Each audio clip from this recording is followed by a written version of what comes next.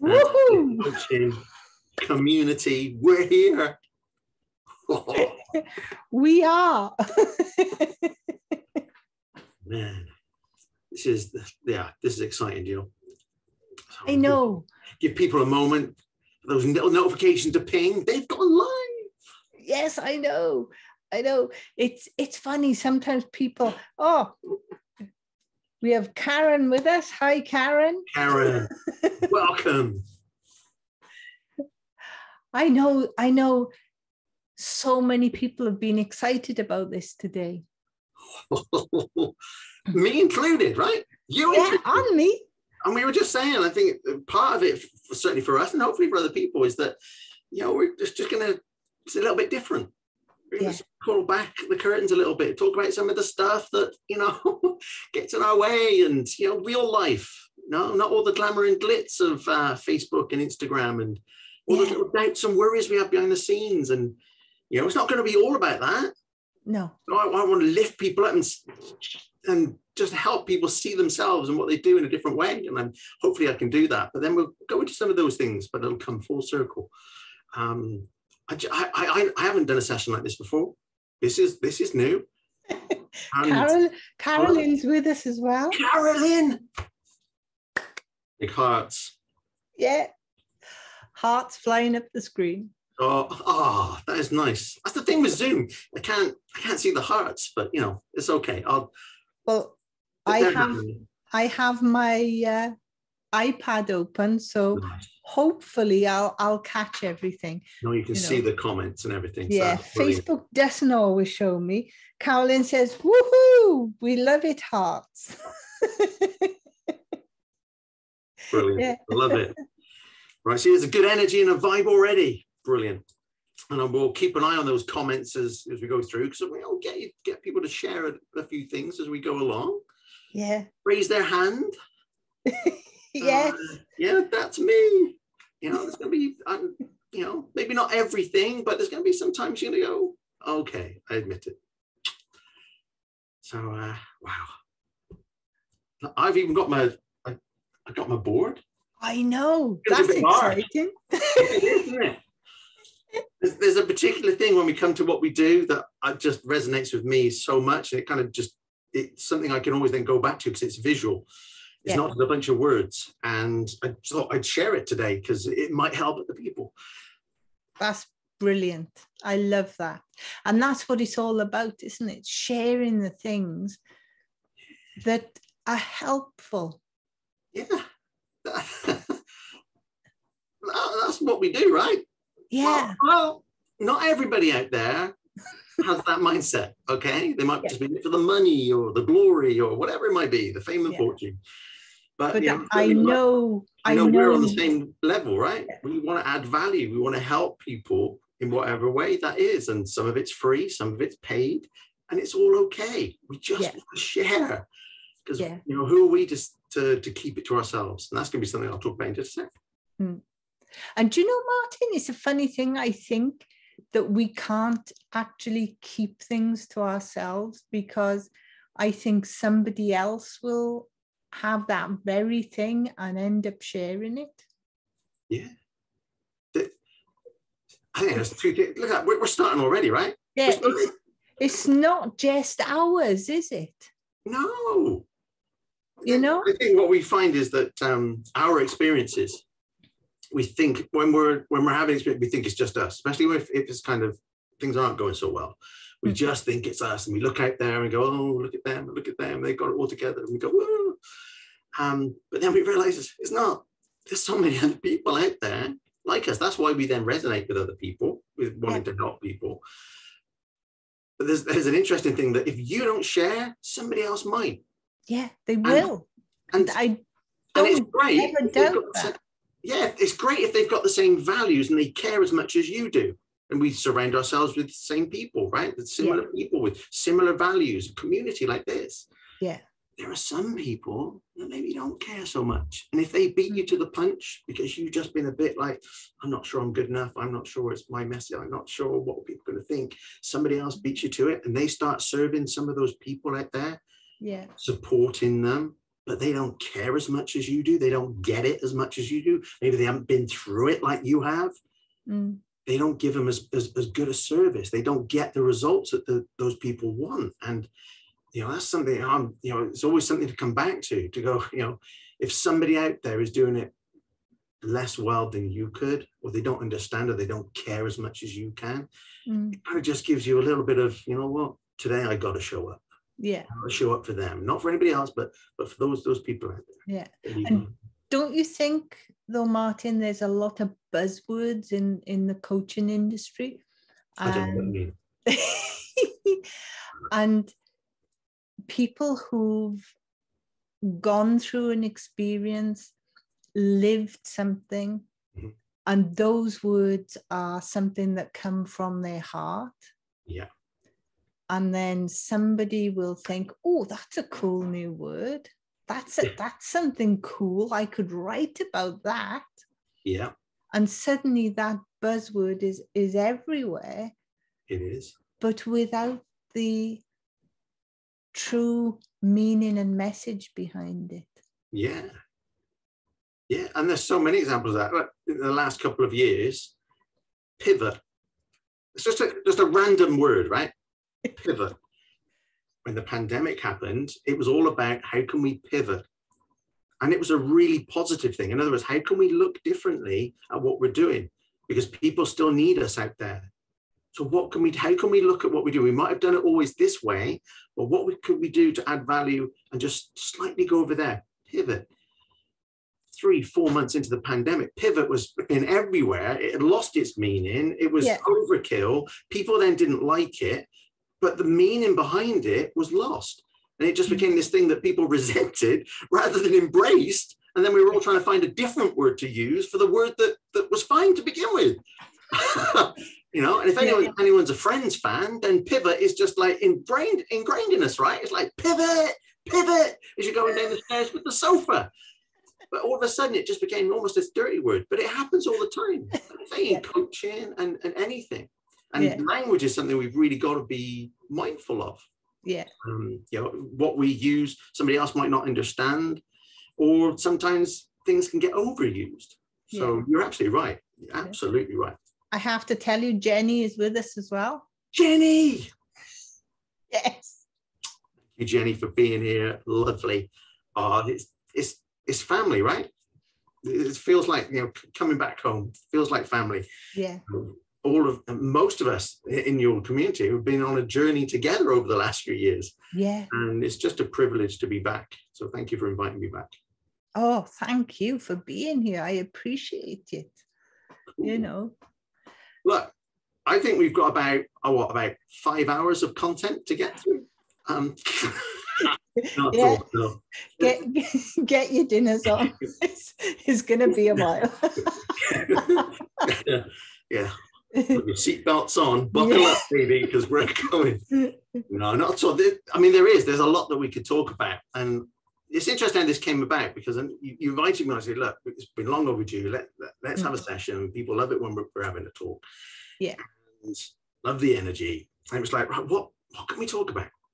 And it's like my whole jam, if people don't know me, it's not exclusively what I do, but what I mainly focus on now is stressed dads. So helping stressed dads in the corporate world, in management, or their business owners. So I spent 20 years in the corporate world in financial services, and I'm also now a business owner. So I know both sides of that fence. Yeah. My corporate world did amazing things, did lots of good stuff, outwardly looked like I had it all, but internally I was, falling apart. So I experienced every facet of stress, depression, anxiety, liver disease, burnout, insomnia, and it got a lot worse than that. We don't need to talk about right now, but it got a lot worse, and I'm thankful to be here. Somebody who's died once, been taking their last 2 breaths on their living room floor twice, and decided to end it all. I am a fortunate man to be here. One conversation saved my life. And so I'm very glad you're here, Martin. Thank you. Thank you. Me too. And so is my family. Yeah. So what I've done is nowadays, I really focus on my stressed dads, because I know what that feels like. And I know whatever spectrum they're at, light stress, whether just a bit edgy, right through to, I don't know what to do when the world is falling apart. I know what it feels like because I've been there. And so then what were my lessons that I learned in order to, to bring me out of that? And that's what I do. It's why I found my purpose doing this. It's incredible. Yeah. But we're saying, oh, come on, let's do this. And it's like, well, I could talk about my stressed out stuff. But it was like, well, and I know if you talk to one person, you talk to many. But it's like, well, this stressed dad thing isn't the right thing for here. Like, what's the community made up of? And it was like, well, a lot of them are coaches, a lot of them are therapists, a lot of them are business owners. Not everybody, but predominantly that's kind of the field that we're the space that we're working and living in. It's like, you know what? Let's do something a little bit different. So I can bring in some of that stuff because we get all overwhelmed and stressed from time to time. Come on, hands up. Who gets stressed? Yeah, absolutely. We can touch on that, okay? But it was more, what about a candid conversation about what it means to be a coach, a therapist, or a business owner? Especially if you're kind of like what they call it, a solopreneur. So if you're trying to do it all yourself, or maybe you've got a small team, so not talking a large company, but a small team. What are some of our highs and lows? And I mean, I've got some views on this, and it was like, it's just not talked about. We see how well we're doing on social media, and we want to be congruent. So we want to, be aligned with our values, and, we're definitely authentic. I mean, I know your community, we're authentic. Yeah. But behind the scenes, sometimes we're like, it feels harder work, or I'm doubting myself, or what am I doing? And it gets to us all the time. It happens all the time. So, why don't we have a conversation about this kind of stuff? And put some, something around it that can help. Acknowledge it to reassure people, and also that what can we do? I was thinking, this is how this has come about. And so, if you're excited about this, if the people listening and watching are excited about that, then give us a hell yeah. Let's bring it on. Let's cut the chit chat. Let's do it, right? Because this is what it's all going to be about. All that doubt and stuff. We'll come on to that. But something I truly believe that has really kept me grounded, and I wanted to share it. I don't share it to everybody, and this is an amazing opportunity, really, is that what a gift we have. Whether you're a coach, a therapist, or a business owner that's got other products and services, what an incredible gift we have to be able to use our skills, our knowledge, our experience, some of us, our struggles, our challenges, the stuff we've been through. What a privilege it is to be able to share that with somebody else so they don't travel the same paths as we did, the darker paths, or they get to where they want to quicker. I get a bit like, I might feel a little bit like emotional about this. But we don't, I think a lot, when we get caught up in the business stuff, sometimes we lose track of what this is all about. Yeah. But it is, I believe, truly believe, it is the greatest gift we can give anybody else. To spend some time with them, to listen to them, to exactly be present, to understand them. And then from what we know, not saying that we know it all, because we don't have all the answers, we don't even have all the questions. But what we do know can help that other person get to where they want to quicker, and or with less stress, pain, suffering. We don't need the answers, do we? And we don't need the questions. No. We need to be present and able to reflect back. Yeah. A lot of what we do as a coach, if you just want to put your pure coaching hat on, we put a mirror up. Yeah. Just reflect back what that person is feeling and what they're saying. And then we can see that in a different light. They can see it in a different light. I have a question here, Martin. Oh, question. Yeah. Jenny said spot on conversation and a hell yes. But Karen has asked, what if the darker paths are what lead our hearts to the deepest compassion for others? That's a quote. All right. And you're absolutely right. Because, again, I can't speak for everybody, but from my experience, my deepest, darkest depths that I've been, I went to hell and kept digging. and then I came back again. So in those moments, we find strength and courage that we didn't think we had. We certainly don't think we got them at the time. But somehow we get through it. Somehow we learn. And as a result of that, we can have an empathy, a compassion that nobody else can beat. Yeah. No one else. You can't read about it and understand it. You can't go on a course and learn it. You can learn strategies, techniques, framework, steps. That's fine. You can do that. You cannot learn what it feels like to be in that darkest, deepest moment. And that is where the connection is. Do you know what just came into my head then? What if it's not about stopping somebody going into that dark place, but being able to walk with them through it? Oh, I like that, Jill. I might have a diagram that helps with that. We didn't even practice that. That was quite good. Same wavelength. You're right. So the start of our conversation really is what an incredible gift we all have to be able to help somebody else with what we know. Not because somebody else has told us, not because it's somebody else's objectives or anything like that. It's somebody else's vision. It's because what we have inside, what we've been through, can help somebody else. And again, it doesn't matter what it is, product, services. If you're selling a physical product, that product very often has helped you in some way. And you go, oh my God, if it helped me, it can help somebody else. There's a story there, right? So I think first and foremost, greatest gift that we can give anybody. And if you can just tap into that sometimes, it can really help remind us what we're here for. Here's the diagram. The drum roll. Yeah. And Birdie joined us as well. Birdie! It is like coming home. You have the most fantastic community, Joe. You really do. I love the community. I love everyone. Yeah, beautiful. I think we said in our kind of preamble when we were saying that we're going to do this, that there was something about building bridges. Yeah. So, and basically this is that we are all bridge builders. Some of you are like, Martin's lost the plot. What is he talking about? Here it is, right? I could talk you through it, but I think we need a visual, right? Okay. Here it is. And we're going to talk about my glasses on, so I... Nice, she's prepared, right? We just talked about those dark, deep moments, and you're right. Sometimes it's not about helping them avoid it, because they're already there. Yeah. What do you do then? So this was kind of, the bridge building is a model that one of my mentors introduced me to, but I adapted it because I knew that there was something missing. Not, from what they were doing, they were bridge builders, but from what we're doing very often as coaches, therapists, and some business owners, because we are those as well, there's something missing, and it's ladders. We build bridges and we lower ladders. Feels like a tongue twister. Lower ladders, ladder lowers, lower ladder, ladder lowers, lower ladder. I might do that as a TikTok or something, right? It's a challenge. But here's what I mean, right? There we go. Prepare to be amazed. Yeah. All right, okay. So what is that, Martin? You're right. What is that? Right.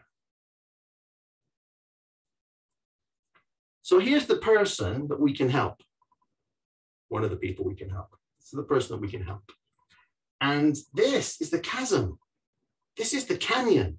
This is the dark depths. This is the time, the pain, the suffering, the stress, the overwhelm, the frustration to get to where they want to get to. It's just, there you go, there's a nice little sun.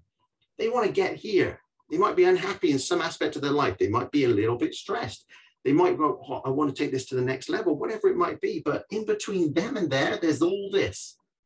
There is stress, there's pain, there's time. If you try and do it yourself, it's going to take you long. It doesn't matter what it is. You're trying to learn anything, you're trying to improve anything. If you try and do it yourself, it will take longer, but you'll also have more heartache. You'll have more setbacks. It's going to be a challenge. Who's been there, right? That was 20 years of my life in corporate, right? Trying to figure this stuff out myself. Yeah. It didn't go so well, right? I ended up in here and I nearly didn't come out. So this is the journey. So what, and over here it's kind of like, you could call it a mess. I love the phrase, making your mess into your message. I love that Because you look at then what all the stuff that's gone on in the past, it might be very traumatic, it might be pretty dark. You go, well, that was a bit of a mess in my life, but what did I learn?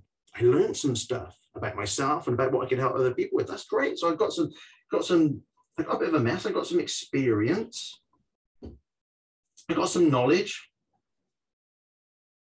Try not to be having doctor's handwriting.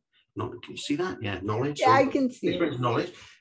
We've got this, but they're experiencing this mess at the moment. They're having an experience. They want to get here. So how do they get there? Because we've got some solutions, because we're already over here, right? We might have some, I don't know, frameworks. We might have some strategies and other things that we know can help this person. This is where we come in. You know what? I'm going to use a different color. Yeah. Right? We build a bridge. Look at that.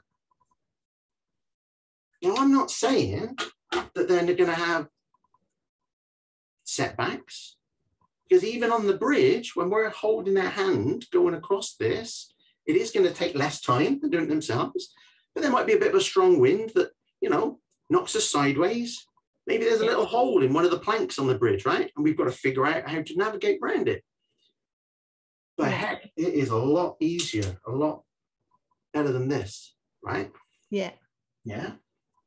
We as coaches, therapists, business owners, we have a bridge, our product, our service, ourselves. Yeah.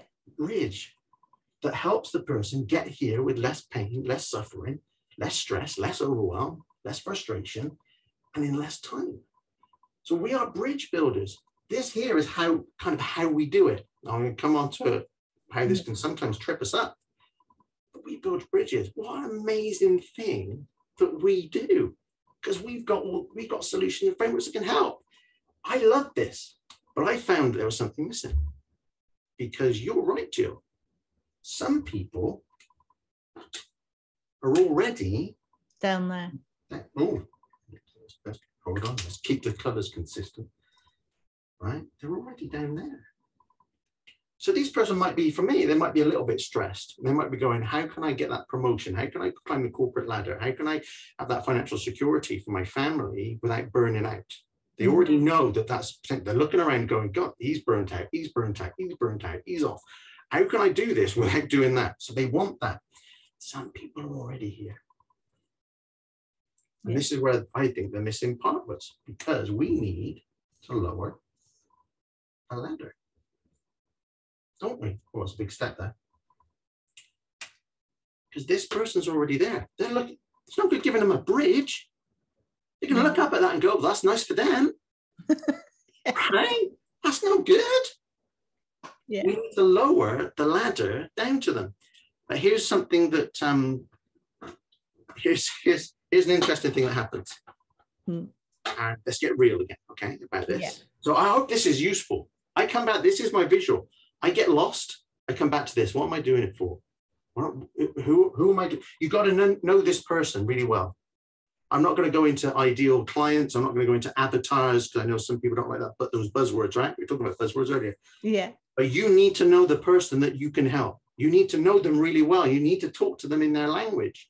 Yeah. You need to understand their circumstances. And if we've already been there, then we can. But sometimes we can even get a bit off, though, because we get excited. Here's something right at us. We can get excited about our bridge. We can get excited about our ladder. Yeah. We get so focused on, it might be the one-to-one coaching, fine, or the program, the online program, the online course. It might be the top tips. It might be the event. It might be the product, the service. We get so excited about that. And you should be excited about that. It's amazing that you brought everything together that you know, and you put it into this thing that can help somebody. It's brilliant. But we can get so focused on this, we forget about these poor blighters. Yeah. And what we do is we stand over here, we stand on the other side and we go, hey, it's great over here. Come over here. I got this thing that can help. Yeah. Right? Well, that's not good for this. Because we need to be standing next to them. We do. And that's, but, come on. I'm sure many of us have done it. We've put something out there and we've gone, hey, look at this thing. But the missing part was we weren't with them. Yeah. We were so caught up in the thing. And this is something that happens. It doesn't matter how, it doesn't matter how long you've been in business. No. You know, it happens very often when you're at the start, but this can happen anytime when we just get a little bit overexcited and we lose focus on who we're doing this with and what they're going through. So we got to talk their language. And you were right. This is what you preempted earlier, Jill. We got to get down the ladder. We don't stand up here. You don't stand at the top shouting down to them, come on up the ladder. It'll be all right. They're looking at that ladder going, are you kidding me? What are you talking about? So we got to climb down into the ladder. We've got to meet them where they're at. It's a bit like the bridge. We can't stand here and go, here's the bridge. We got to walk across the bridge and hold their hand. And they might wallow, right? It's okay. We're going to wallow a little bit. It's going to feel, it can feel, depending on what you're doing and what the circumstances are, it can feel pretty bad in that place. And we go there and spend time with them. Do you know something else that occurs to me that can happen? Yeah. And this visual is great for that, is the person up there on the ready to go over the bridge can actually, in their inner being, actually feel like they're at the bottom. Yeah, they can. And the person at the bottom can actually think they're up there. I love it. Because we don't know what we don't know. No. When we're stood here, we know very often. It's not like we know everything, okay? It's not about that. We're not doing this for ego. But if somebody's on a path, and we can go, they've done this, I did that. And it led, it leads to this, and this. They don't see it. My stress dance, they're a bit stressed. They're a bit frazzled. They're a bit overwhelmed. They carry on. It's actually really difficult sometimes to engage these go from there because they think, oh, it's okay. It won't happen to me. But if they continue their course, they're just going to go down here. Yeah. And it's much tougher to climb the ladder than it is to walk across the bridge. But you're right. Depending on their perspective, they may feel like they're in a different place. But we know very often we can predict what might happen. Yeah. And we don't want that for them. That's why we build the bridges and the ladders. Yeah. But if we get too focused on the bridges and the ladders, it doesn't connect with the people. And this is where I think we've talked about, it's not a word that I really like, to be honest. We talked about modalities in terms of coaching, right? So all that means is your method for helping people. And I know that some people have had a particular therapy, there's loads, right? There's NLP, there's CBT, there's gestalt therapy, there's Freudian therapy, there's loads of stuff, right? And often, or tapping or things like that, it's helped the individual. Yeah. And this is I'm not disrespecting anybody, right? No. Because everything helps. Yeah. It's just a heads up that sometimes we can be so entrenched in our methodology, we miss the connection with the client because they don't care. Now, there are exceptions. If you're in a community that is tapping or NLP, for those who don't know, neuro-linguistic programming, right? It's just a way of reflecting on the past, the present, the future. It's some amazing tools. I got an example actually that I got two very good friends, and one was going through a relatively tough time, and this other person is very much into NLP, and they happened to hook up, and they went on a course. And I was speaking to my friend who was having a tough time, and they said, "Oh man, I'm on this course. A lovely lady." I said, "Brilliant. She's really good at what she does," because I've worked with her. And I said, "So what's the course?" And he said, "It's an NLP course." I kind of knew what she meant, but it's like, so you're learning NLP as a technique to help others. You're like being trained in NLP, because for to be an NLP course, you kind of think, well, you're learning the NLP, right? To use it for something for yourself, but also for others. Like, no. So what is it for? Well, it's to help me with my confidence. I was like, okay, but it was all NLP. It was a 12-week course. She lasted, I think it was 3, maybe 4 weeks. She came off because it was so focused on the methodology. And this is no disrespect to my awesome friend who does the NLP, because it's amazing and helps so many people. But there was just this disconnect. The client, the person she could help, wanted her confidence, wanted to boost her confidence. She wanted to feel more in control. She wasn't looking for an NLP course.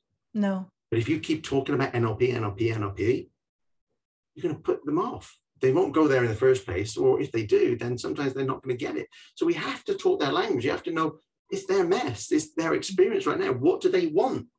We focus on what their experience is right now, how they're feeling. Yeah. Where they want to go, how they want to feel. Our methodology, it can be anything. I like to have a combination of all these things. Yeah. But not focus just on the tool. Yeah, don't focus on the tool, focus on the person. Yeah. Yeah. And it might sound so obvious. I don't want to feel like, we're sucking eggs here, but I see this. I've done it. Oh, yeah, I've done this. But I also see so many other people do it, and they just lose focus a little bit. And then what happens, this isn't even about growing your business and getting the income and all that kind of stuff, which is business, right? It's not even that. What you're doing is you're leaving people out there suffering, in pain, that you could help. Yeah. Because you've just slightly come off of focus. Yeah. So this is just one. I just want to be real with people and say, well, this is what can happen. Yeah. We can build up numbers. We have to have them. It can happen.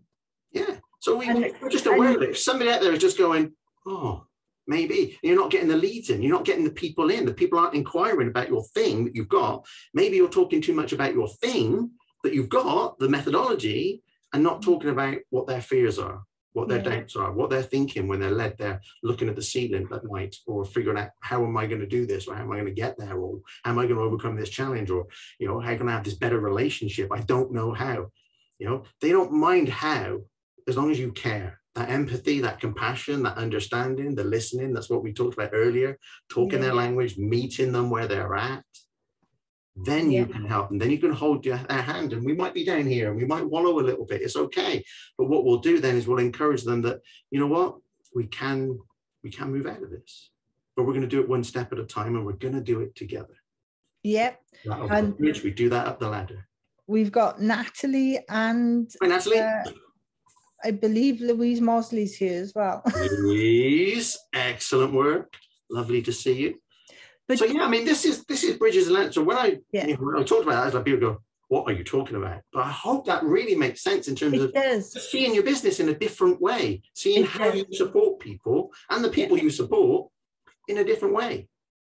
Yeah, and do you know, Martin? I saw a post the other day, and I can't remember who it was, and it wasn't somebody I'm really familiar with.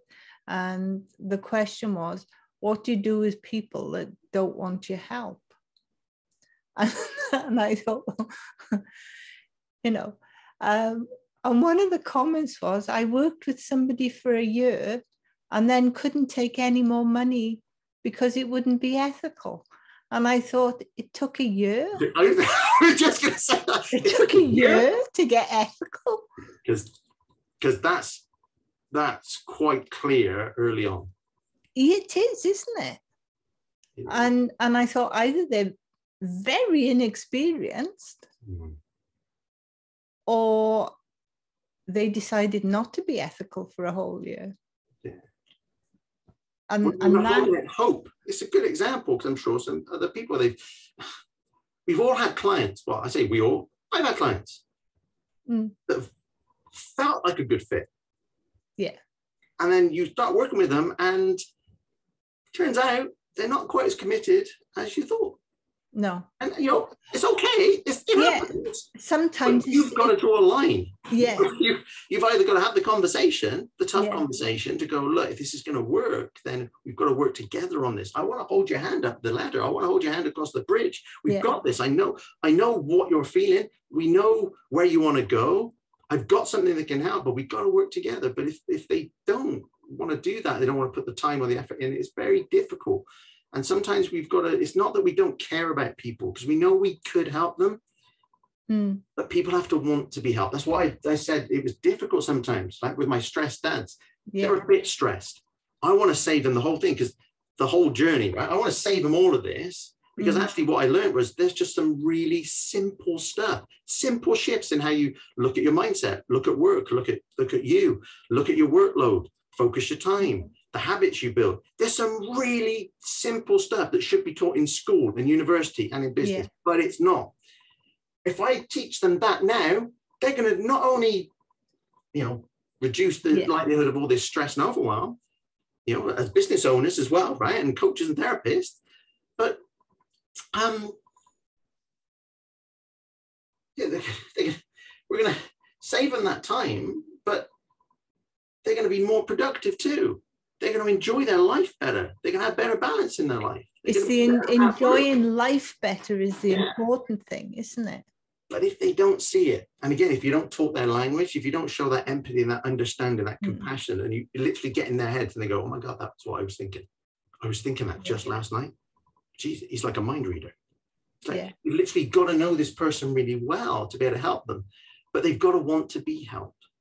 Absolutely. And do you know, when I was first a driving instructor, I mean, one of the things I was always taught to teach was to speak as the examiner would.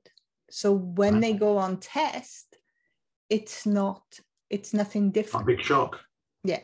And one of the things the examiners always say is at all times follow the road straight ahead unless you're told otherwise or road signs indicate otherwise. So I used to get that going right from the beginning. And this one girl, for some reason, she was not happy with me. And we were driving along and I could see her looking in the mirror. And all of a sudden, with no signal, she turned left. Yeah. And I said to her, why did you turn left? I didn't ask you to. And she said, you told me I could go where I liked and I fancied going left. Right. So there was a mismatch between us. And I remember going into the office because I was with British School of Motoring then at the beginning. And I spoke to an experienced instructor and he said, it's not going to work.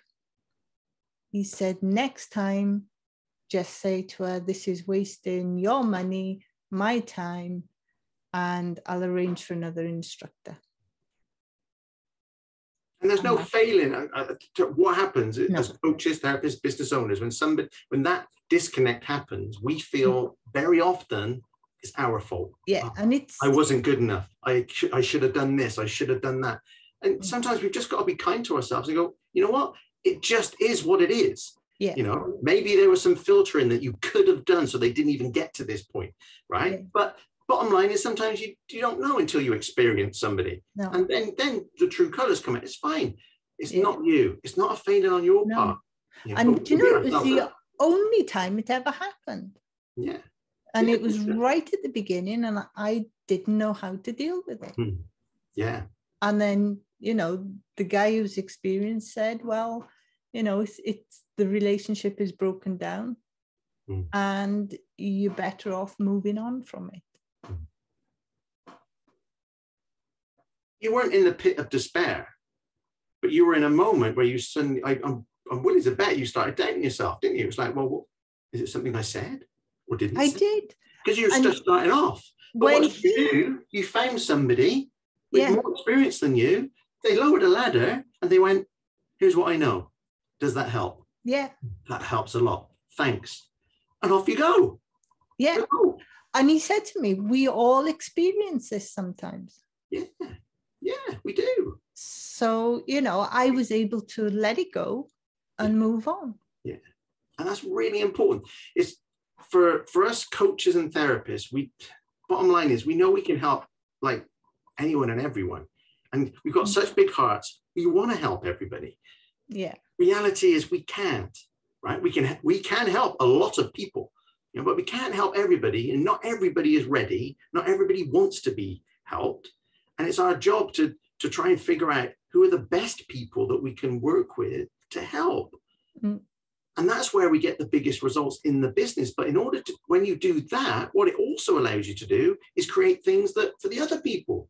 So maybe they're not ready for, I don't know, one-to-one coaching or your program. Maybe they're not ready, but they need something lighter touch.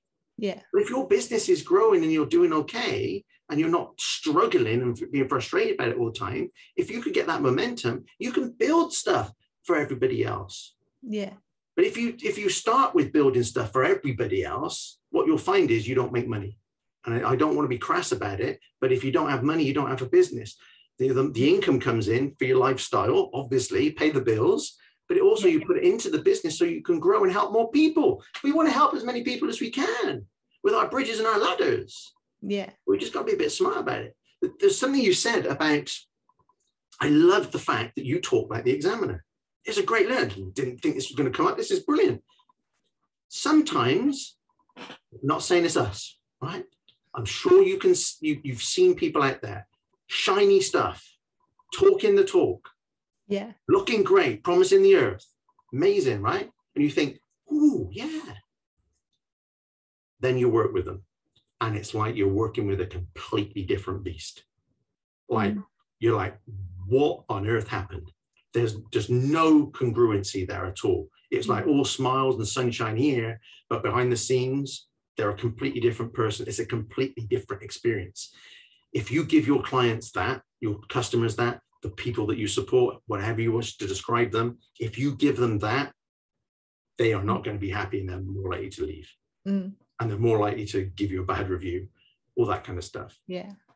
You'll then start thinking it's you. Well, actually it is, because you're just not congruent. Yeah. Yeah. So treat people in the front end of what you do as your business, your shop, your shop window. Treat them just as you will behind the scenes. It's just been a continuation of the journey. They know, like, and trust you. There's no difference. It's walking your talk, isn't it? It's so important. It's a beautiful, an analogy for what you did, and then how we can do that as well. Whether you're a coach, whether you're a therapist, whether you're a product or service business owner, just be congruent in what you're doing. It's not difficult. It's just about being authentic.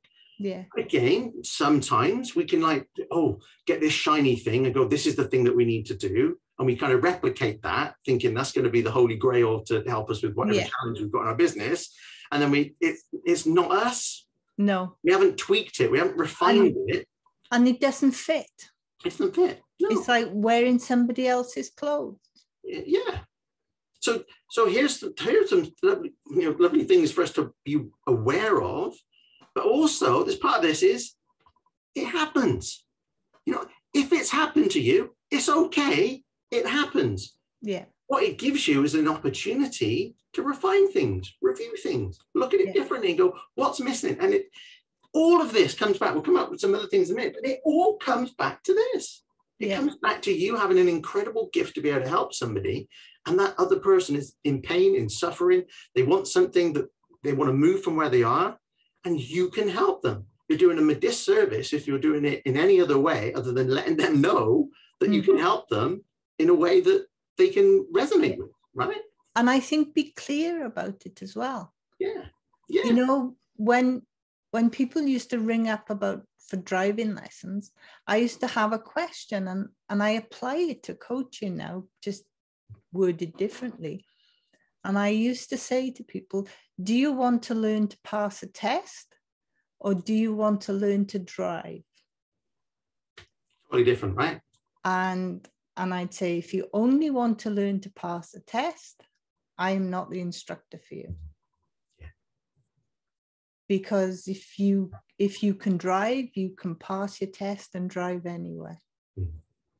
But if you only learn to pass your test, it doesn't mean to say that you can drive. Yeah. There's a difference between knowing a tool, learning a tool, and using the tool to help you. You then understand it far better. You know what works for you, what doesn't work for you. You might even tweak it or refine it or not.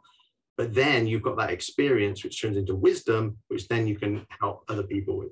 It's something that's really important. Not everybody does. Some people are the reporter of other information and tools, and then they share it. Yeah. But for me, it's the reason my company's called Empathy Coaching. I want to have absolute empathy with the people that I speak with, that I support. whether they're a business owner and a coach. I help those people because we all have the same stresses and get overwhelmed at times. Yeah. But also with my stress dads in corporate or being a business owner, I have that empathy. So everything that I teach, I coach on, I mentor, then it's stuff I've used. I'm not going to show you anything that I haven't used myself, that I don't believe in, because it's not who I am. Some people do, but it's not who I am. No, It resonates better. You can have better relationships. You can have better successes. You can have, you're going to feel better about yourself as a result. Yeah. I have to have the proof for myself personally. We're kindred spirits in that. And do you know, that doesn't mean to say something I haven't experienced isn't good. Yeah. It's not about anything being wrong. No. It's about the right tool for that person. And if it's a tool I don't know, then I'm happy to say you need to go to this person. Yeah. And that is a beautiful thing about the sort of people that are in your community and the people we've surrounded ourselves with. If we don't have, we said we don't have all the answers or the questions sometimes. Yeah. We've got people in our network, in our communities, that we can say, you know what, they're a better place to help you. Yeah. And some people just want all the business for themselves, and they try and do it even though it's not quite a good fit, and they don't really know, but they want to help, and they're probably being steered by they need to pay the bills. And I get it, there is pressure there, but the more you do that, it's just going to cause you more stress. So what is better is to have these relationships where you can go, somebody else, and be just confident in that somebody else is better placed. And I don't feel threatened by that. It doesn't make me feel not good enough. No. If it's something you're interested in, go learn it. Go spend some time with them. It's great. Add it to your toolbox. I've done that, over the years. I had all the toolboxes. I go mentors, and so I can be better. I can do the best by my clients. But also don't be shy of saying somebody else is better off. No. And I mean, if I know a stressed dad, I would be saying, I know exactly who you need to talk to. Yeah. Thank you. And that's because I've been so clear on what it is that I do. Like I say, it's not the only thing I do, but it's the main thing I do. Yeah. So if I'm known for that, anyone with stress, most of my stress dads that work with me are referred by their wives. Because they're worried about them. And they've seen my stuff, or they know me, and they go, can you help? Can you reach out? So it's about who you know, and having a clear message. You said about clarity earlier. Clarity is power. You've got to be clear on what your bridge is, and then your how, but who you're trying to help. It's an interesting thing we talked about just then, about not feeling good enough. Because one of the things is, I know we want to make sure that we come in under an hour. is imposter syndrome, right? Come on, you've got a bit of imposter syndrome. Love a bit of imposter syndrome. So what's that? That's when you don't feel good enough. You're like, who the heck am I to do this? Who's going to listen to me? Who's going to take my experience seriously? Who's going to value what I have to say? And this often happens when we're just starting out. But what I've come to realize is it can happen at any time, no matter how long you've been in business. So again, in terms of real talk, if you're there going, some things are going really well, and then you suddenly go, I don't know what the heck I'm doing. What am I doing? And I want to do this next thing. And I wanted to say, it's okay. We've all been there, and we all go there. And there's some things that I wanted to, some examples here that I hope will help. Because actually, when I started the coaching, I didn't get imposter syndrome. And that's not a brag. No. Now, what helped me? I knew what I was wanting to do. I knew that I was built, that all my experience for 20 years had led to this moment. And I'd been given the strength and the courage by the universe to get through this. And it had tested me. And my purpose, my mission now was to share my story and help other people. Yeah. With that clarity. So I knew what, and I knew why, and I knew who. I knew that. And it didn't matter what ups and downs I was going to have going forward, because I didn't have the how. I didn't know how to start a business. I didn't know about all the stuff I do now. I'm still on my learning journey. Yeah. I didn't know the how, but I had a strong purpose, a mission. I knew who, I knew why, I knew what. It didn't matter about the how. And that saw me through. So that, again, in terms of like, if there's a note to be taken, make sure that's as strong and airtight as possible. Because as soon as you've got a crack in that, you're going to start doubting yourself. Yeah. But if you've got that as a great foundation, when you do start doubting yourself, which you will, because we all do at times, if you then go back to that, it'll get you on purpose quicker than anything else. And don't you think pretending that it's all okay is another pathway then to stress? Fake it till you make it. Man, I hate that. Yeah. You don't need to fake anything. Be authentic, be yourself. Yeah. Figure out what you can do differently or better. You know, if you're struggling with the marketing, which is something that overwhelms a lot of people, then just figure out who you can speak to, who's got the ladder that can help you. And it might not be that you need to go on a 12-month course. You just need a couple of refinements to get you going. You know, so this whole thing about it, you know, not feeling good enough, it happens all the time with a lot of things. It's interesting. I said I didn't feel it, but this is the reason why. That purpose, that strong mission and purpose. So if that helps you, brilliant. You know, anyone listening and watching, please, you know, anchor that in. But there were some other things I did. I did what I would call my first really big event that I organized myself, and I brought in other speakers. It was like over 5 days. It was online. It was great, right? It was, you know, it was just so on purpose. I knew what we were doing. The people turned up, great feedback, transformations. There was clients to resolve, lifelong relationships.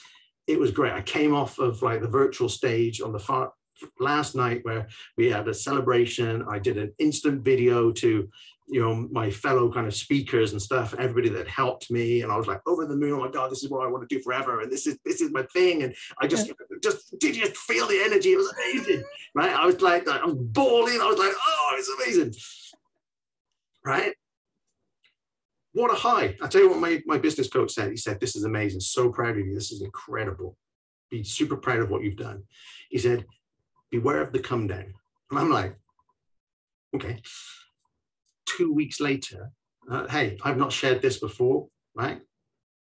Some people say, well, should I share it at all? 2 weeks later, I was in absolute bits. I just delivered the event of my life on purpose, on mission. 2 weeks later, I was in bits. I'm not good enough. What am I doing? I haven't got a clue. Who's going to listen to me? What on earth? I just delivered. 2 weeks later. It's funny because my coach messaged me in this moment, right? I'm literally in my office, like I've got bawling, ugly, right? It was ugly. And he messages me, and I don't tell him all the details, but he can sense from the message back that I'm not in a good place. He rung me. He instantly rang. Didn't wait for the next session or anything like that. He rang me in that instant. I thought it was a voice call. It wasn't. It was a video call. The swine, right? I'm like, I was dressed and stuff, like, don't get me, you might get the gutter, people. But I was like, ugly crying. And then suddenly it dawns on me he's on video, right? And I'm like, what are you video calling me? But we talk it through. I just lost purpose. But he said, the highs that we get when we launch a new product, when something goes well, when we get good results for clients, or somebody, you know, buys our product or service, or we get good results, whatever it might be, we can't sustain that level of high forever. And we do come down. And sometimes, and what I learned from this was, what I didn't know was what was next. And it was interesting because I did have things mapped out next, but the detail of what I needed to do in that moment, I didn't know it. And I then started doubting myself. I go, yeah, I've just done that amazing thing, but who the hell am I? I have no clue what I'm doing now. And who's going to listen to it? I don't know. Yeah. Imposter syndrome, not feeling good enough, doubting yourself, can happen at any moment, even after you've just delivered amazing things. Yeah. And another example of this is, just to bring this home, it's not just me. I have. Oh, it's not just you. I actually, sorry, Martin, I actually heard, you know, the writer who did Eat, Pray, Love. I can never remember her name. Yeah, I know what you mean. And she said about those extremes. And she said to write a book and it does so well and there's this big high. And she said, and then you get a negative comment and suddenly you're way down here. Yeah, and you don't focus on all the positives. No, and she said she was living between these two extremes. Yeah. And she said what changed for her was she went back to what was her purpose, what gave her joy, and that was writing. Yeah. So she then focused on the writing and let go of those, what if nobody likes it? What if it's wonderful? She let go of the extremes and stayed in just the purpose and the joy. Comes back to that. That's why it's so important. And the joy is important. The joy is in what we do professionally, but there is joy outside of work as well. That's what I help my stressed dads with. I help them get amazing business results. Because what they want is they want to feel more in control and more confident about that and more focused and not work so many hours. So I've got to help them with that. That isn't mindfulness or yoga or anything like that. This is very, very practical business skills. Right, cool. As a result of that, they get more time back that they can go and spend with their family, with their friends, doing stuff that lights them up. It's so important to have that balance. Yeah. Life. It's life balance, not work-life balance. It's life balance. Yeah. So it is so important. And I just wanted to, this other example of, I have the absolute privilege, it's not me name dropping, I'm not going to name names, but I have the absolute privilege of being strategic partners with some of the most successful people on the planet. Yeah. And I pinched myself, and that could have been a moment where I felt not good enough. But I didn't, because I worked really hard to get that opportunity and learn from these people and be congruent with that. And they invited me, so I belonged there. But there I was with all these behind the scenes, not a public event, behind the scenes with some of the most successful influencers on the planet.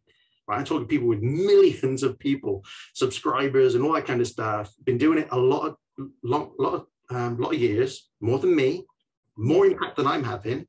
Our values are the same. They're just a bit ahead of me. That's fine. I don't mind that. I'm not going to get embarrassed about that. But the candid talk behind the scenes about all their doubts, all their fears. It's all the same, isn't it? Nobody's any different. No. And I don't put people on pedestals, but I know sometimes we do, but we can look at people and go, my God, they've been doing it for decades. They've got their multi-million-pound businesses, or their millions of whatever it is, or whatever it is they do. We look at people and we go, God, they've got it all together. Yeah. They haven't. No. I've been with these people and they haven't. Yeah. But what they've done is they've learned how to get out of these places really quickly. So they've got skills and knowledge of themselves that they can do it. And this is what they're using their tools. But they also use people. They surround themselves with people that can help. This is what me and you do, Jill. We help people stay on track, overcome our challenges, all that kind of stuff. So I tell you, it's pretty humbling when you get all these people that are just at the best at what they do. And they're having exactly the same conversations as we have behind the scenes. And do you know what we often forget is those successful people, or what we view as successful. Yeah, however you wish to view that. Yeah. But they start often with an audience of 1 or 2 people. They do. And that's what they all say. And they just keep talking to those 1 or 2. And it becomes 4 and it becomes 10 and it expands. It does. But it's not about starting with a big audience. It's in our passion and our purpose, we are happy to talk 1-to-1. Yeah. I think we can not about the numbers. That, can't we? We get caught up in that world of getting so many people. And I've done it. Hands up. Who else has done it? I've done it. But then you realize, well, in order to just have whatever you deem a successful business as, because it's different for everybody. Yeah. Right? But just to have a viable business, you realize you don't need a gazillion people. No. You just need a handful of people that are going to pay you for your services to get them the results they want. And so when you suddenly start changing this mindset, it's like it changes everything. Yeah. And you don't get so hung up on these things. And have we got time, Jill? There's a couple yes, yeah. Time, yeah. People loving this. Are they okay with the comments? Are we resonating? Yeah. We've got Carol and Joe has joined us as well. So excellent. Excellent. So this imposter, I'm going to give you another example, right? And again, this isn't something I've shared before, but this is real talk, candid talk about what it's like to be a business owner, coach, therapist, right? Yeah. Sometimes we create a service or a product, or in this case, for me, my example, did an event. So I used that word earlier. I pivoted a little bit, right? And I'd done a lot of work on this, and I had this. What helped, I'd learned from this other thing. I did this big event before, and then I was in tears 2 weeks later. Yeah. I learned that I need a plan. I need to know where it's going. I need to know, not just for me, but where can I take these people next? Because people come to something and then they go, that's amazing. What next? You have to kind of think this through in terms of your business. And so I did do this, and I started with this thing, and then there was an event, and then there was a program, and then there was one-to-one coaching, and it was like, it was all mapped out. I didn't have it all done, but it was mapped out. I had that certainty. Now, Jill, as somebody, like, if you're doing an event, if you're doing a live, what is, and then people at home, they can put in the comment, what's the biggest fear? If you're going to go live, and especially if you've created an event, say a virtual event, or even any event, what's your worst fear? I can't remember what I want to say. What is that? Okay, I'm going to give you that. I've forgotten what we said. Absolutely right. What the hell am I going to say? Yeah. Right. Okay. Some people are going to have that one. That's good. I'm going to give you that one, Jill. That's a good one. Because you're just going to go cotton mouth and go.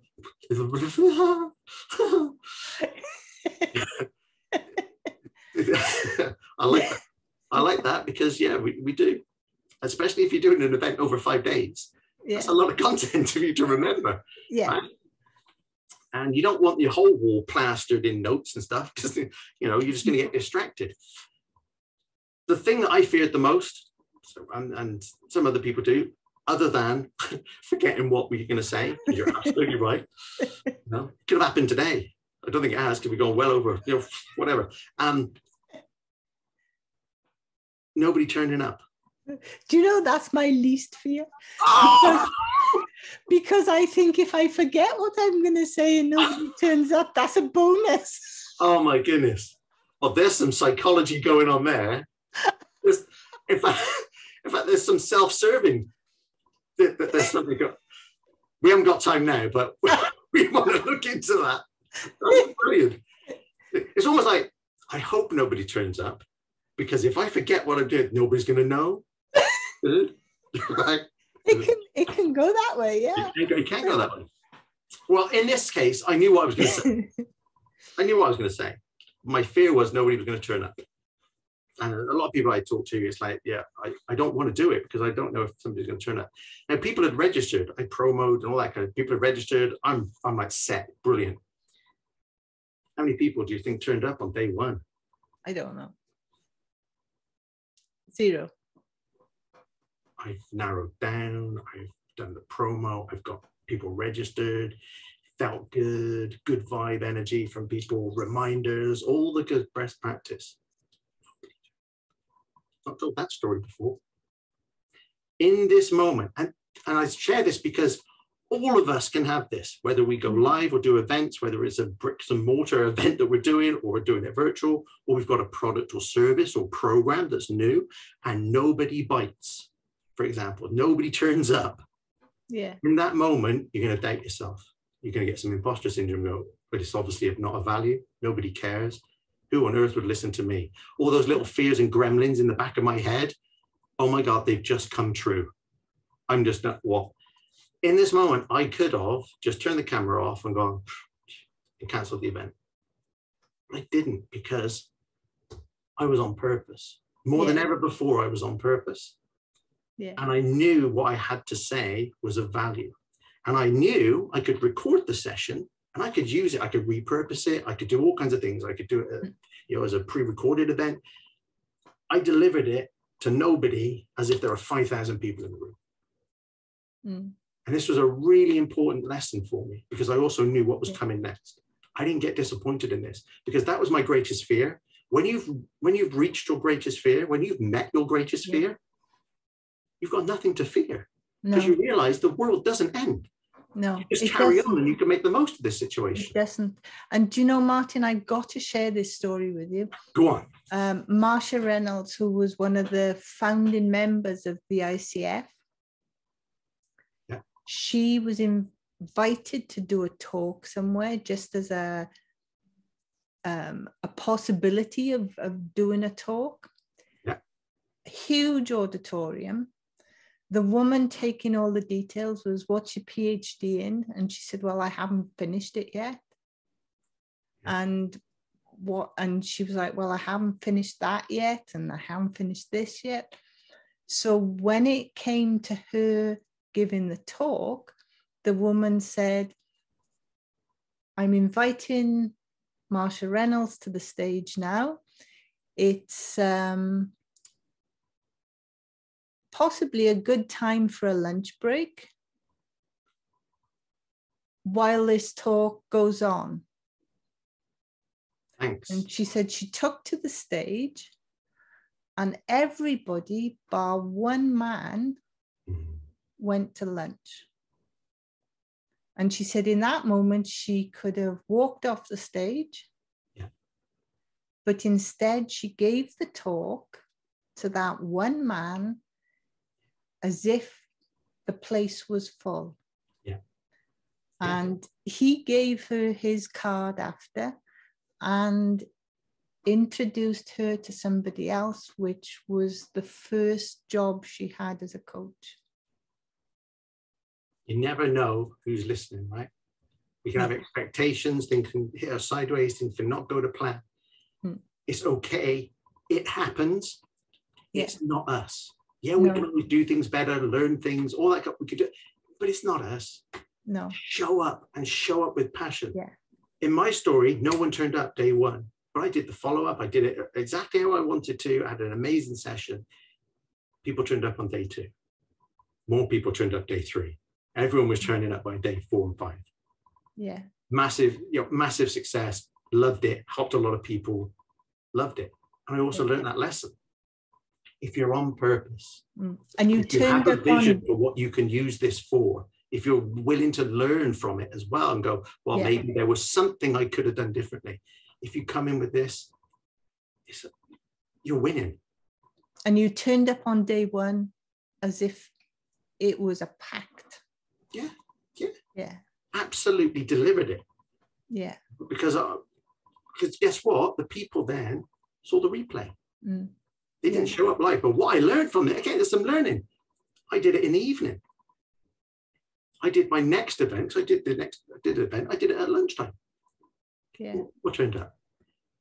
And it was more congruent because I want people to spend time with their families in the evening. Why would I even do something in the evening? I think it's like I was influenced by somebody. You've got to do it in the evening. It's like, okay, we'll do it in the evening. It makes sense. It didn't work really for me. I did it. But then you learn from it. You go, that little difference there, all of a sudden, even better event. And if you'd listened to yourself, you would have turned up at lunchtime on day 1. Highly likely. Yeah. And so it's okay. We can make little mistakes, but they're not really mistakes. It's just learning. It is. But what we don't want to do is kind of just shy away from it, because there are people out there that, we come back to it, there are people out there that need our help. They need our support. So if we start having doubts, when we have doubts about anything, we're in here.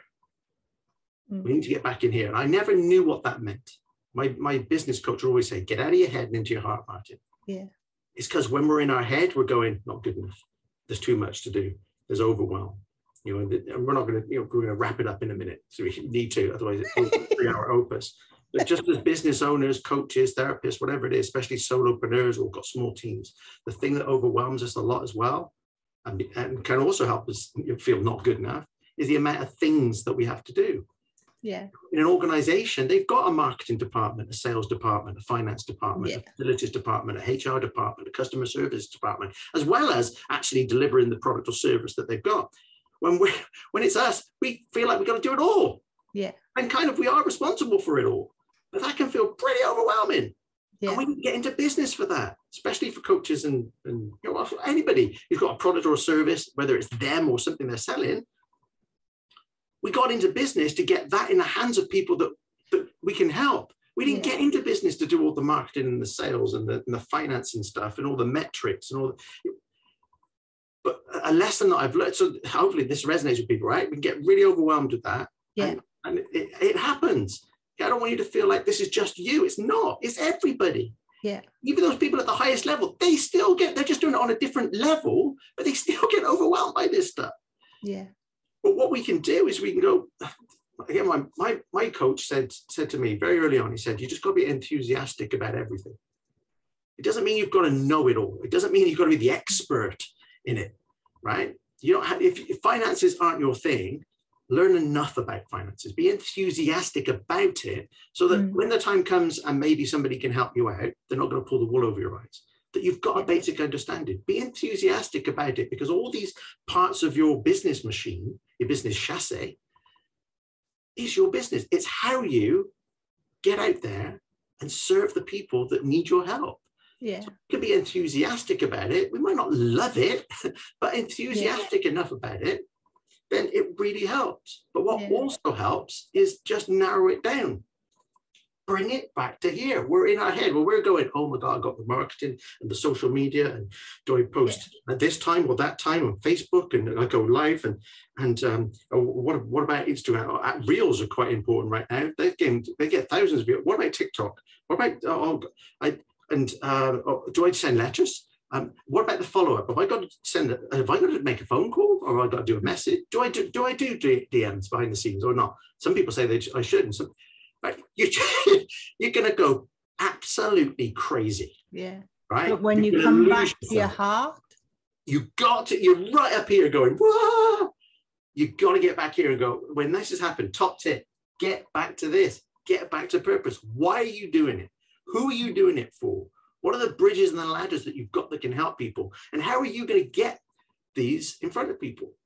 You know, and something just quickly before we wrap up, you know, another technique that I help with my stressed dads, they get really overwhelmed.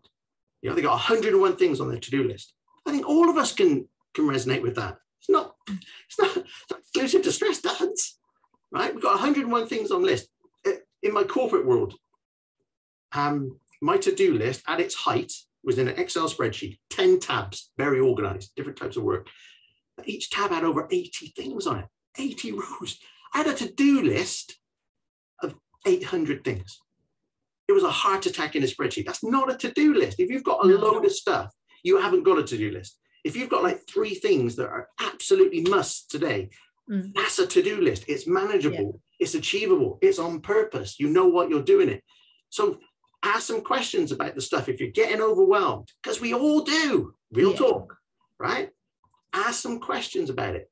Realize first off, you're not here to do it all. Mindset. You're not here to do it all. You're here to make the biggest difference in your business, or even in somebody else's business. You're here to make the biggest difference. How do you do that? Not by trying to manage everything, right? Spinning plates and juggling. You're not going to do that. It's the path to burnout. Yeah. So start asking some questions about, well, why is this task important? What is it that we're trying to do? Does it actually add to this? Is it contributing to the overall objective, the outcome that I'm looking for in my business? The person I'm trying to help, does it have anything to do with them? If it doesn't, you need to, you can start putting it down. Stick it in the bin. Yeah. Well, and the other couple of things is, what's the consequence of you not doing it? Yeah. Yeah. So if you don't do it either now or ever, what's the consequence? I tell you, you start asking the consequence, often you'll find there isn't any consequence. It's just my expectation. Yeah. Just me feeling like I ought to. We put so much on ourselves, don't we? We do. We have such high expectations of ourselves. And because we want to do well, we want to help people. And I get it. But sometimes we can really be our own worst enemy. We know this. Yeah. So ask about the consequences, and then figure out what's going to make the biggest difference. It narrows it down when you do that. You're looking at, well, what is it? Why am I doing it? What's the consequences of it not getting done? Then you start having just a few things, and you go, well, what's going to make the biggest difference to what I want to do? And you go and do those things. Yeah. Focus on that. All of a sudden, your 101 things don't feel so overwhelming. It's not that they've all gone away. There are things that you can do. There are always things that we can do in business. We can always improve things. But what's going to make the biggest difference right now? Yeah. And not maybe those 100 things. It's just this one thing. So if we can just get out of the mindset of we need to do it all, you know, and then narrow it down with questions. It can really help. But it brings us back to here. It all comes back to any doubts, any of that real talk that we're having. It all comes back to your purpose and who you're serving. If you can get out of here and into here, it really helps. Yeah. The other thing that helps, go and find somebody with a ladder or a bridge. This is what Jill did. This is what I do, right? Yeah. We help people keep on track. I help people. I help coaches. I help business owners. I help stress dads. Help them keep on track. Stop getting the overwhelm. When they start feeling not good enough, we go, right, let's just talk this through. Let's figure this out. You know, because it's also not just you. It happens. And there are ways that we can get this together. But we're going to meet them where they're at. And then one step at a time, just help them. Yeah. It's a beautiful thing. It is. Start, we end where we started.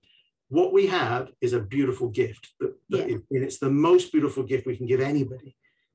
And our role is just to make sure that people out there know about it. You know, and this is it. This is real talk about a business. We've gone highs, we've gone lows, we've had perspective, we've admitted that, you know, we make mistakes, we've admitted that things go not to plan, we've admitted that, you know, we get imposter syndrome and don't feel good enough, we admit that we get overwhelmed by all the stuff that we could do or should do. I just want people to know it's okay. It's okay to feel this. It's natural. What isn't okay though is if you stay here. Yeah. If you stay at the bottom, then that's not good. That's not good for you. It won't be good for your family. It won't be good for your friends. It won't be good for your business. It won't be good for the people out there that you can help. No. So either learn the tools to help yourself, and many of us have got those, but very often, even with the tools that we know, we get lost. We do. That's why you have coaches. We have blind spots. We do. That's why you have amazing community. So we can support each other, help each other through these moments that we all have. No matter where you are, whether you're starting out or whether you've got a multi-million-pound business, it doesn't matter. Everyone is on that same journey. Everyone's human. Everyone has the emotions behind the scene, even if they don't admit it out there. This is why I've loved this, because we're kind of admitting some of the stuff that we don't like to admit going forward. And I've shared some stories I've never shared, and I didn't even think I would ever share. But you know what? It's okay. I want to show you that it's okay. And there is a way forward, and there's a way of looking at it that can really help. It is. And I appreciate you sharing that, and such a great, honest conversation. Yeah, I hope that's come across. It's certainly what it's intended to be. And, you know, there's no whistles or bells here. It's just raw talk about what it's like to be a coach, you know, therapist, a business owner, you know, I'm kind of all of those things, right? Yeah. This is the journey we're on, and it's a privilege. Sometimes we get lost. Sometimes we get knocked. It's okay. We can deal with it. Surround yourself with the right people. Yeah, that's really important. Yeah, and stay on purpose. Yeah, it's really important. Ooh. Yeah. Wow, it's been a long session, Jill. I hope people have found value. They can do it in installments. Yes. Make a series, Netflix series out of this one. You heard it, Netflix series. coming soon. Oh, thank you everybody who joined us and everybody who watches on the replay. Yeah. And be honest, right? If they've seen the replay, comment. Yes. Comment still. Yeah, that was me. Yeah, imposter syndrome. Yeah, share some examples. Yeah, feel comfortable. You know, it's a safe environment, but I get it. Some people don't like to share, but feel free to share and you know, this isn't about us jumping in to offer you solutions. It's just about us sharing that we're all in this together. Yeah, we're here. There's some strategies there, some frameworks, some ideas that can help, as well as the reassurance this happens, and we're both here. If people need help, this is what we do. This is what I do. So, you know, don't think you've got to do this alone. That probably is one of the biggest mistakes that business owners make, to think they have to do it all by themselves. Yeah, and be perfect all of the time. That high expectation. Great to have high expectations, but if you're trying to be perfect, you're never going to meet perfect. Therefore, you're always going to be stressed, always disappointed, always feel not good enough. Yeah, and a long time like that, it's not pleasant. You know, we're better than that now, right? We've learned. We know what we can do. We know that impact we can have. It's passionate purpose that we've got. It's amazing. Yeah. You know, let's tap into that. Yeah. Birdie said, wonderful, honest talk, Martin. And she thanks us both. Thank you, Birdie. And well, I do appreciate all this time you've given us, Martin. And You're welcome. Anytime.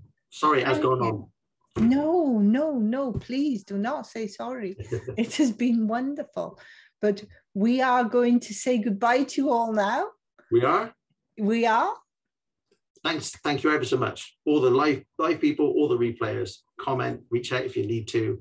Enjoy it and enjoy this amazing community. Yes, thank you.